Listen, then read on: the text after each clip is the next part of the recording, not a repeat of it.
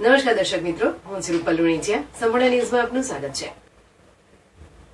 પાલનપુર તાલુકાના સદરપુર રોડ ઉપર આવેલ ઝુંપડપટ્ટીમાં સોમવારે બપોરના સમયે કોઈ અગમ્ય કારણોસર આગ લાગી હતી, જેના કારણે ઝુંપડપટ્ટીનો સરસામાન બળીને ખાખ થઈ ગયો હતો. જોકે ઝુંપડપટ્ટીમાં કોઈ હાજર ન હોવાથી મોટી સંખ્યામાં જાનહાની ટળી હતી.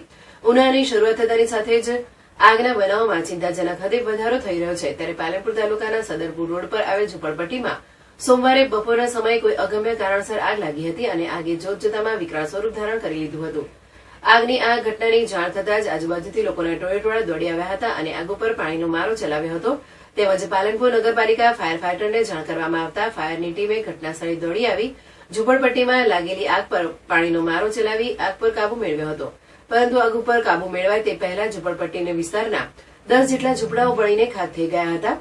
જોકે બપોરનો સમય હોવાથી ઝુંપડપટ્ટીમાં રહેતા વ્યક્તિઓ મજૂરી અર્થે ગયા હતા, જેથી ઝુંપડપટ્ટીમાં કોઈ હાજર ન હોવાથી મોટી દુર્ઘટના થતી બચી ગઈ હતી. પરંતુ ઝૂંપડાઓમાં પડેલ સરસામાન બળીને ખાખ થઈ જતા નુકસાન થયું હતું.